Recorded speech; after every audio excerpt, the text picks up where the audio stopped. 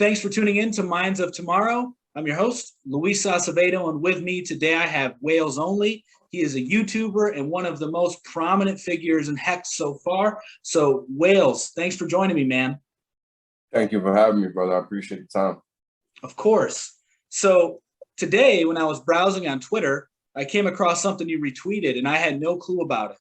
And that was the IRS and Joe Biden's proposal starting to monitor people's banks if they have like $600, if there's deposits between $600 or more, and then withdrawals of $600 or more. So my first question for you, because I know a lot of people are concerned about, this surveillance state that's coming out, is do you think that DeFi and crypto specifically is a solution to what is being proposed by the American government? 100%. And I think that's part of the reason that they're trying to come up with this solution now, because there's really no real way for them to stop the threat that is decentralized finance. Mm-hmm. So the only thing that they can realistically do is try to keep track of who actually is in it or not, right? And the best way to do that is by tracking every single transaction, which they technically cannot do, mm-hmm. right? But the reality is when you sit down and you think about the laws as they exist, and the laws as they are, right? What we abide by are not actually laws, right? Like they're actually called travel money rules, and they're instituted by these private agencies that are not really federal entities, right? So it's all of these vocabulary games that we're playing here. Right. And that's the big problem. We're getting our rights violated in so many ways that we just think it makes sense for it to get violated in this just other way. Right. So, this is why crypto exists in the first place. Right. A lot of people forget that crypto came from the depths of the financial crisis in 2008. Mm-hmm. It didn't come from people wanting to be rich. It came from people wanting to disassociate themselves with this crappy fiat system that we're all subjugated to. And the sad fact of the matter is that it's going to actually require a communal effort in order to make it happen, because we all have to be willing to leave the fiat alone. That's all we have to do. It's not even a question of being violent or not. It's just picking the right value mechanism for your value, right? For what you produce in this world. Like, what do you want to get paid in? So it's definitely a tool. Right. And this is kind of why they're trying to do all of this stuff. They're trying to find a way to get ahead of you, getting ahead of them.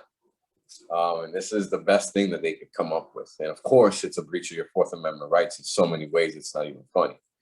Right. I mean, it's a breach of your First Amendment rights, because then you can't even decide what you want to buy, because they can block you. Right. Like they can red flag your account. Like this is the kind of things that they do. And this is exactly why crypto exists. Right. Like, it's a crazy situation, man. It's crazy. It really is. And I know a lot of people are fearful of a potential digital currency coming out, which then makes them, kind of hesitant to jump on the crypto train, simply because they think cryptocurrencies are setting the foundation for the governments to have a digital currency. And maybe they are, right? Maybe they are. But when we're talking about DeFi, which is decentralized finance, for those who are not, familiar with the terminology, it's literally impossible for them to stop it.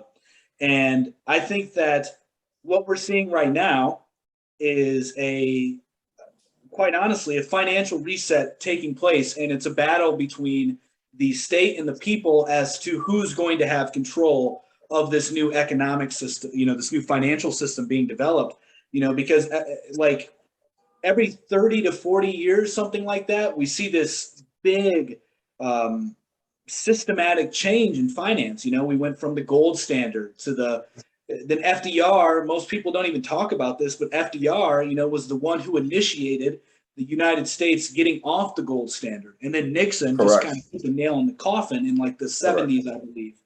So if you're following that historical trend there, we're sort of long overdue. And you touched on it perfectly, that Bitcoin came out in 2008. But where most people, I think, have it confused is they think that Bitcoin is going to be the standard.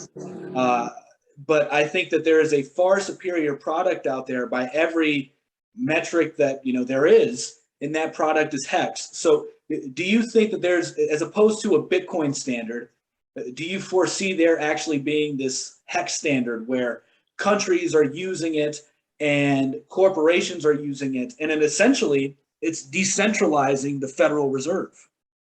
Correct. Yeah. So I think Hex is going to shock a lot of people because, the reality is that a lot of people don't understand what Hex is, right? And that's really in large in part because they don't understand the financial system that exists as a whole. And in reality, that's no fault of their own, right? Everybody can't be in the same position. So, excuse me. The reality is that Hex gives you so much optionality that once these institutions and governments discover it, they're going to be shocked by it, right? Because it's going to literally replace every facet of every money market that they use today in order to fund their operations, right? And then it begs the question, well, then what's the point of these middlemen any longer, right? And that's the whole thing. It's like, well, what point do they play? And that's the thing. Once you remove the power out of their hands, well, then things change, right? And that's kind of what people don't realize. People don't realize that they actually have the power, because even though the fiat isn't theirs, right, the value within those fiat is theirs. They just have to realize where they have to put the value in order to actually maintain it. And that's the hard part, right? Because we're not taught anything in terms of financial literacy as far as basic goes, at all. So this is why, the information I try to relay, while my streams do run rather long, they run rather long for a reason. And that's because the topics are very comprehensive, right? You need to know a little bit of a lot. And this is why I kind of run through a little gamut of information during my streams, because, there's so many deficits that we have to run through, right, in order to just get to a very base level to understand the topic at hand. And I mean, to me, while things can be no-brainers, right, to most people, they're not going to know 2 or 3 out of the 5 or 6 topics we're going to have to cover in order to understand why Hex is the thing, right? Because Hex covers so many facets just because of the optionality, right? Like you can stake from 1 day all the way out to 5,555 days. That's 15.2 years approximately. So you have this crazy optionality, right? And you can literally, I'm sorry for the background noise. It's all good. But you can literally just sit back, let the market do what it's going to do, and you don't have to think about it. Right. And once people see how Hex works over time, because most people are going to assume this to be something regular, like a regular market, because they're not used to actual cryptocurrency. Right. Like even the definition of cryptocurrency has been hijacked over the past 10 years because people are under this assumption that Bitcoin is decentralized. And the sad reality is that it no longer is. 2/3 of the volume passes through centralized exchanges. And that is not the definition of a decentralized financial instrument, which is what cryptocurrency is actually supposed to be. But, we're not going to pick at I's and cross the T's and all that good stuff. We're just going to keep it, plain. But, at the end of the day, cryptocurrency was made to remove the middlemen, because the middlemen are the problem. And in Hex, you get to be the front of the line as long as you interact with the protocol. And that's why it's so powerful, because as long as you can afford that base value proposition, which is called a T-share in Hex. Jesus, I'm sorry. I live in New York, so it's crazy out here. Once you can afford that value proposition in Hex, you then can earn that payout that the system yields, right, on a daily basis, which is a payout per T-share. And the T-share is just a number of shares that you acquire from the system, which happens to be 1 trillion. Hence the T. And that T-share allots you 5.75 Hex per evening, right? And the payout happens every night Eastern Standard Time at 8 p.m. But the actual time is 0000 GMT, because it goes by the UTC clock in the code. So at some points in the year, it'll be 8 p.m. Eastern Standard, and other points it'll be 7 p.m. So you have to be aware of that. But long story short, you get this consistent payout, right? Every day. You can bank on that, right? Because it's code that works 100% of the time. And there is nothing else out there that works 100% of the time. Not even Google, not Facebook, not anything, right? Amazon, nothing works 100% of the time. So, you know, that level of consistency doesn't exist in any market, especially with respect to yield earning, right? Because yield earning is usually variable in most instances. And when that product becomes popular, that yield compresses over time to not so attractive levels, right? And this is why Hex is such a powerful instrument, because right now, if you stick long enough, well, just from 1 year, you're going to get 12.5%, right? Where are you getting that at nowadays? Nowhere. Coinbase is trying to offer, you know, like 5% interest, but they, I think, aren't they like being investigated for like security violation or something like that? Yeah, for the same business, for the same lending business. So yeah, I would steer clear of that. Yeah. Right, same. And you know, this is a thing that's becoming very popular across the crypto space, is this decentralized finance.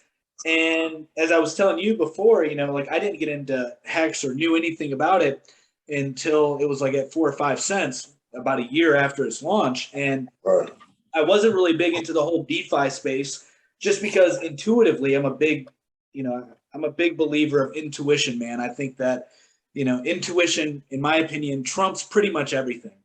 Because your body knows things before your brain can even process it. That's how animals live, bro. Right. And so the whole DeFi space, when it was really blowing up, I just got a lot of scammy vibes from it, man. So I stayed clear of it.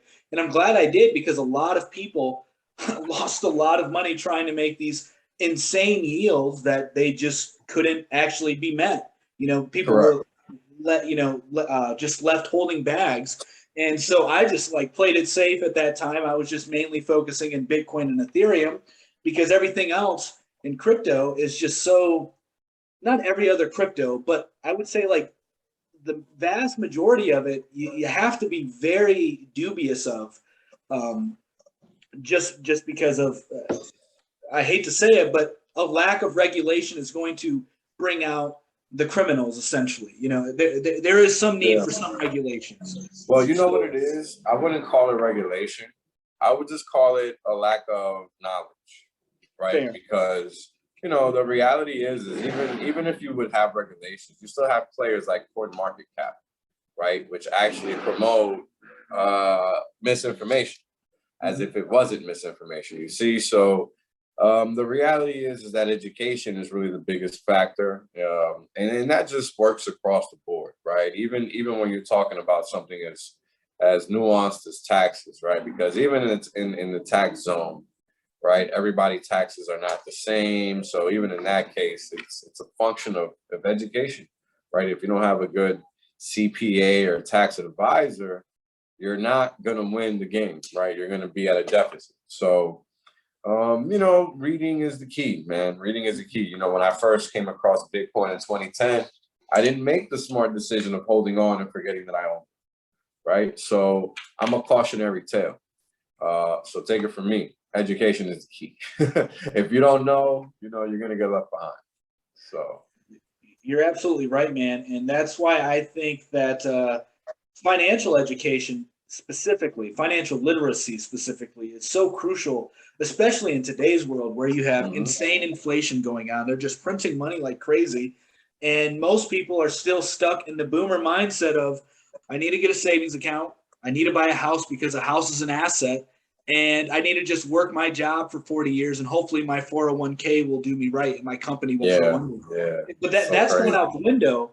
And the reality is these people aren't left stranded, though, because you have a legitimate financial product that is Hex. So why don't you tell us a little bit about what Hex is? Because, and I know that this is something that you've been over numerous times, but a lot of people who may watch my channel, they're not too familiar as to what Hex actually is. No, it's easy. It's cool. So here's the deal. It's the only decentralized financial instrument in the market.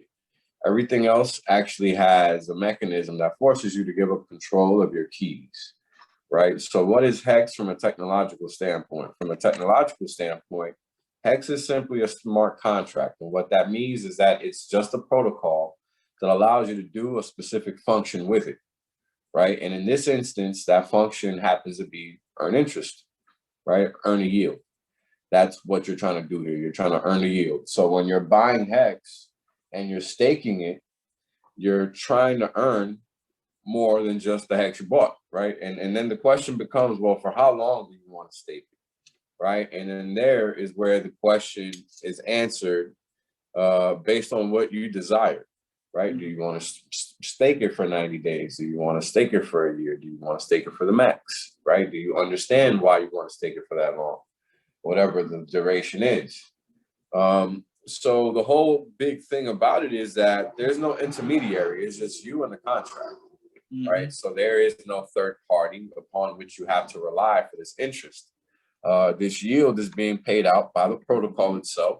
And it's a function of the options that you select at the beginning of the stake, which are then going to define your stake, your stake's parameters, right? And that's going to come in the form of T shares, right? And the longer you stake, the more shares you get. And that's really simple. You know, it's that simple.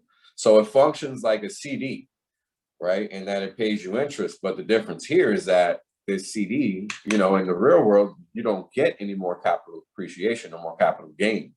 In this instance, you do, because this is a currency in an instance, right? Like you're really just buying into this unit of account that is a store of value, right? But that your unit of account actually has a price attached to it, right? And that price is a function of that T-share value, because even that T-share is worth something, right? And this is where that payout increases in value over time with the value of Hex, because everything in the system is tied to that T-share value. And that T-share value at a very basic level is based on a specific quantity of Hex. And over time, with the more people that interact with the network, the higher that rate is going to go, because that rate is defining how much network activity is actually going on. So it's really a function of Metcalfe's law, right, with the network effect and how things increase over time. So yeah, that's pretty much Hex. It's just a protocol. So it's very simple, but it's just hard for people to wrap their head around it because it's so new, right? There's never been anything like this before that offers such optionality, as well as the ability to actually attain financial freedom, right? Right. And, you know, it's technically, you know, at least the way it's marketed, as you said, you know, it is a CD and it is the first CD. Well, it's not technically a CD because there's price appreciation as well as the interest. So right. It's more like a preferred stock type of situation. Exactly. So, you know, but the narrative for it is the first CD on the blockchain. But as you're saying, dude, you keep saying that there's optionality with it. And I couldn't agree more, because it can act as so many other things, right? Because if you look at one of the things that really appealed to me about Hex are actually the 15-year stakes. I know a lot of people, when they first discover Hex, they're hesitant doing the 15-year stakes. But for me, when I discovered it, I was like, because I was a new father, I'm still a relatively new father. You know, I have 2 twin daughters, you know, and thank you. You know, they're like a year and a half. And when I discovered Hex, I was like, oh my God, like instead of people like, you don't even know if colleges are going to be around, at least in the same form that they are today, in 20 years or 18 years when they're going to start going to if they go to college. And you don't know if your retirement fund is still going to be worth anything because of inflation.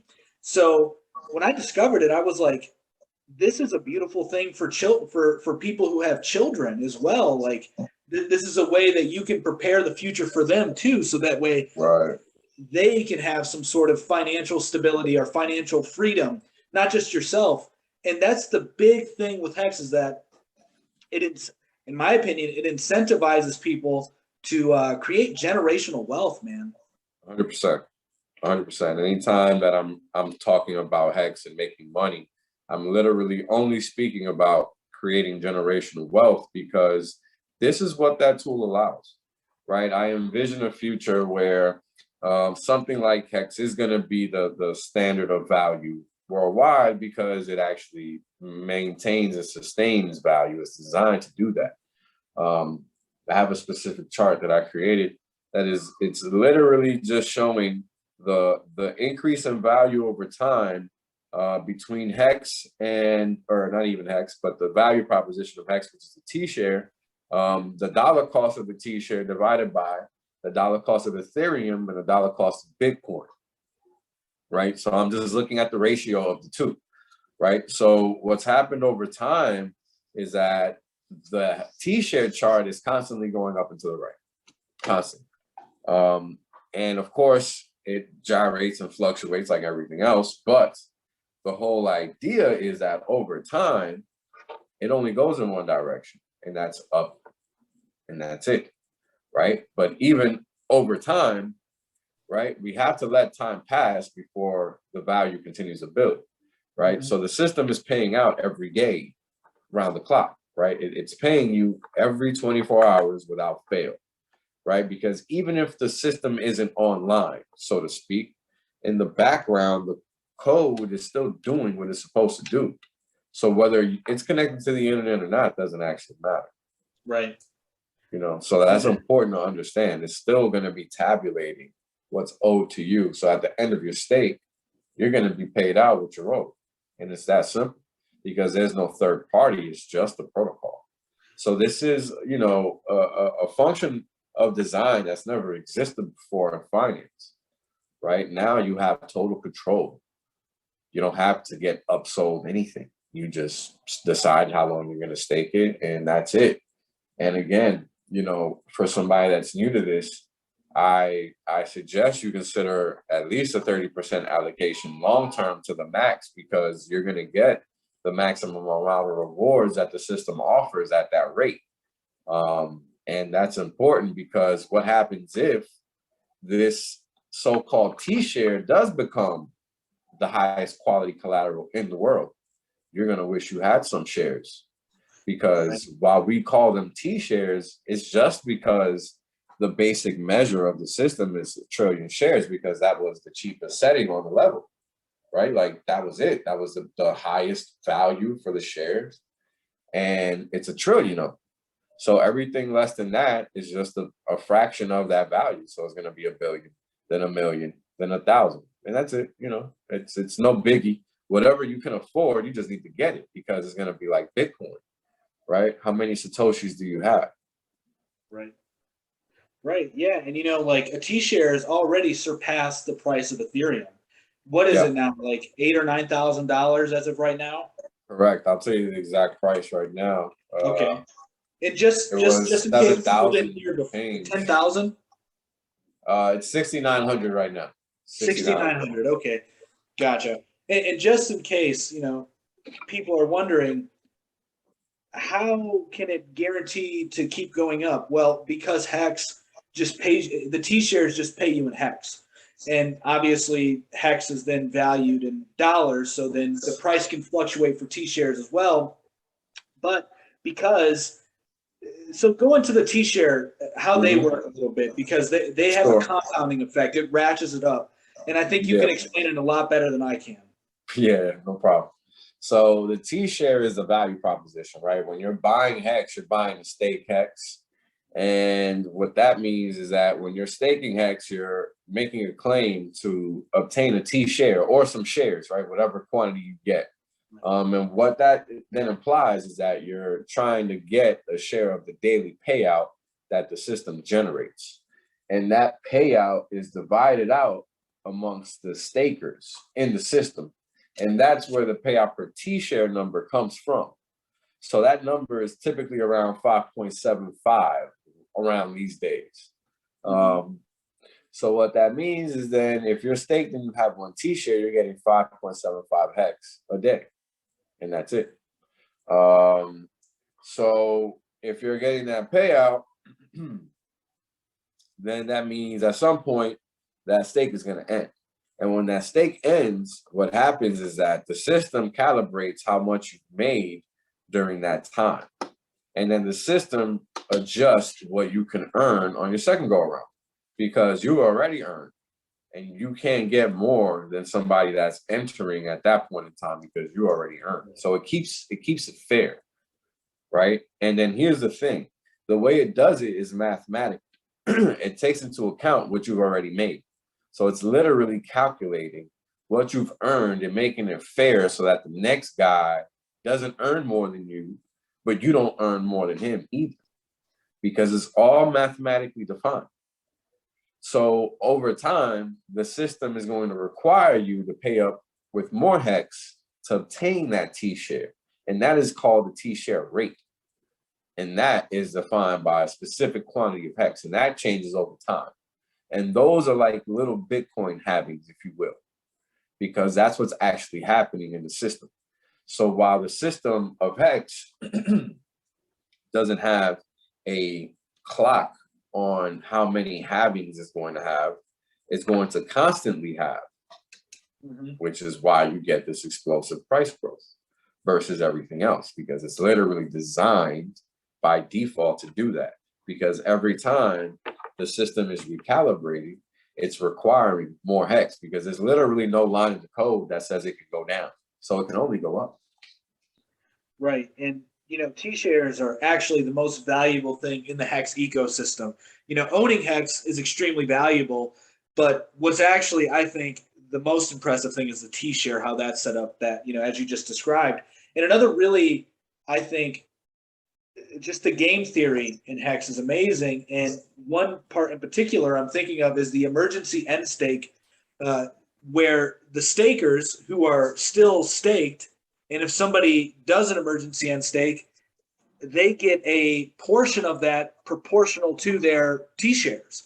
And that right there provides you another way to benefit from either, you know, maybe somebody did a strategic end stake. I don't know how you would do a strategic emergency end stake, but maybe there is a way. You know, I'm not the smartest guy in the world, so maybe somebody can think of something like that. But the truth engine, I think that's what it's called. You know, Hex has this truth engine.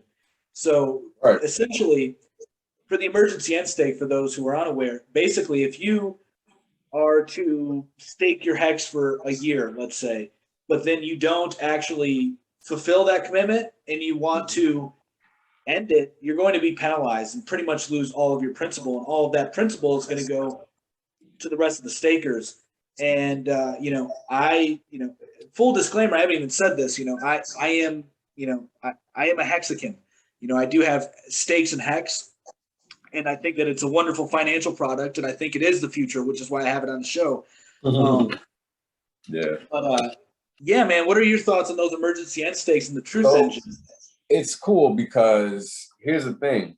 When you do a CD in real life, you can't just get out of the CD. You have to do the time. If not, you also pay a penalty. So it's just replicating what already exists in the real world, in the reality. He's not reinventing the wheel, right? He's just improving it. That's what's happened with Hex. So that's what you actually have here. So with that, right, with that same explanation, the reality is that for every year that you stake, you actually get 20% more in terms of a Hex payout, right? And that's important to understand because that's where the T-shares come into play. The T-shares already have all that math embedded in it. So when you're doing a 365-day stake or you do a 745-day stake because you're doing 2 years times 365 or whatever that number is, right? Times however many years you decide to do 365 times however many years, every time you add a year on, your payout increased by 20%. So if you break that commitment that you made to the system, right, the system is going to penalize you in the same fashion that a CD would. So it's actually not any different in the sense that it shouldn't exist. It should exist because that's all part of how the system is designed to work, right? If people can just get in and out, well, the price isn't going to be as strong as it is. And you're not going to have such a good financial product that provides that consistency that we all want and need, because we're all looking for financial freedom, right? This is why this is such an important tool. And everybody can benefit from it, which is the cool thing, no matter whether they get in at $4 or 4/10 of a cent. It's just a matter of understanding that the system is real and it's just math. Because once you get that, you understand that all you have to do is serve your time, and that's it. You know, you can't beat that, because, and that means it really is a fair game. Like all of the guys that are retiring now, they've been in the system for 2 years almost at this point, right? I'm just hitting a year. In a couple of weeks, I'll be finally hitting a year, right? So I'm not far, right? So the question is, well, how much economic mass can you put in? Because the more you put in, the quicker you can retire, right? It's just a matter of how you want to define that retirement for yourself. And that's really all it boils down to, right? So it's interesting because Hex gives you all of these options that you just never knew existed. Like it really removes the need for a lot of things. And that's why it's such a powerful tool. Interestingly enough, you can't find Hex in a lot of these market cap aggregators because of how powerful it is. It removes need to have to continue to go back to their site, right? So, well, like me personally, when I first got into crypto, I, did a bunch of studying, a bunch of research, etc., learning the fundamentals. But then once I actually started to invest, I was never really a big trader. That never appealed to me. That to me just seemed like a waste of time, just another intuitive thing. I had no real reasoning behind it. But what I would constantly do when I was invested in other cryptos was always look at the price, always go and just, it was a lot of, I guess, without knowing it, anxiety about the market. But I will tell you, with Hex, all of that is sort of alleviated. Even as we were talking earlier, there's a dip right now, but I went and bought more. Yeah, exactly. Like it puts people, I think this, just because of the simple fact that you're getting paid every day, that right there gives you some assurance that regardless of prices going up and down, you're still making some money. And over the long term, you should be making more money than you were putting in. Yeah. Because it ratchets up. 100%. That's the whole point of that T-share rate, right? Because that T-share rate over time is forcing you, or is forcing the market to acquire more Hex in order to get that T-share.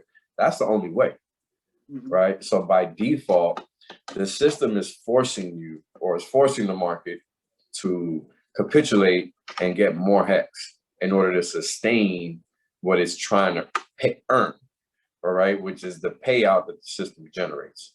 So it's pretty important, because without that, you wouldn't have that incentive for people to continue to buy Hex, right? And then the cool thing is that not only are they continuing to buy it, but they're staking it. So it's not like they're selling it, so it's really a 1-2 punch of the grandest proportions when you sit there and think about it.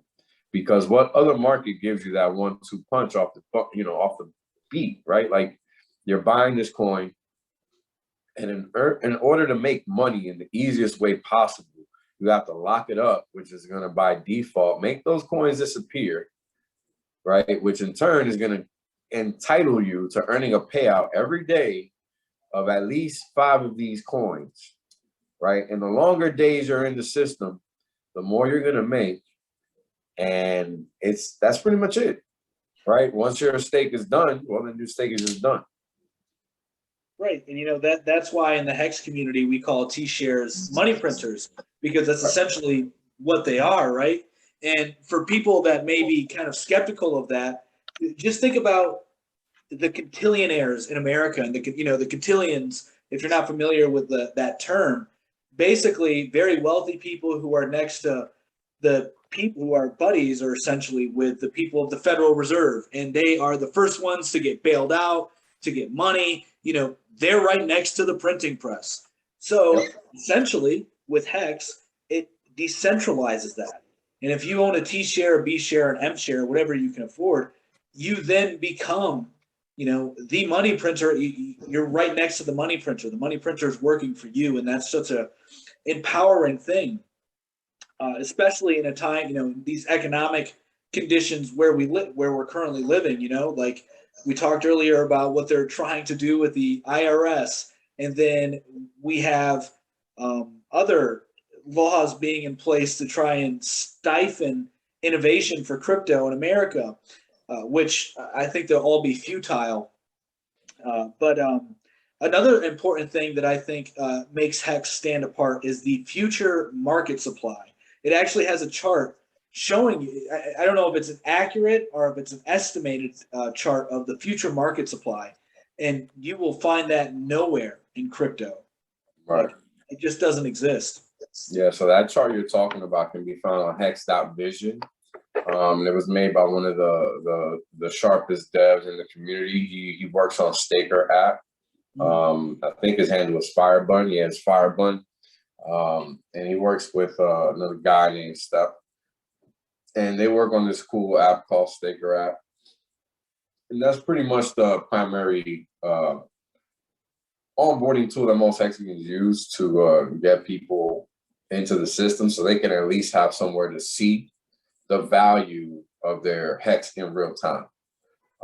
Because as you know, crypto is very fragmented. A lot of user-friendly apps just don't exist. And in fact, in the crypto space, they're called dApps because they're supposed to be decentralized applications. So they're called dApps. And there's just not that many that are really that user-friendly, especially for the mobile phone.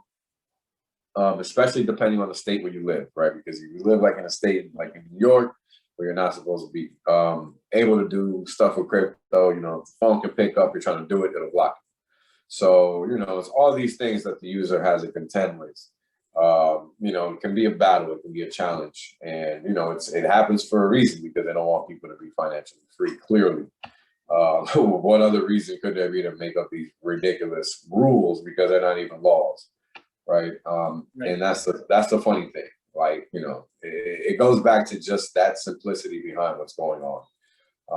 And, the less aware the masses are, the easier it is for them to get away with it. Because what they do is that they use the terrorist excuse. But the reality is that ever since the one instance happened, you haven't had it happen since. So why are we still under these draconian rules, right? It literally makes no sense. So Right. The preponderance of the instances don't equate to the severity of the law. They don't, like when I'll just call it the bird flu, so that way I don't get a strike. When the bird flu was really prominent, I do, quotes because it obviously isn't as bad as the media portrays it to be.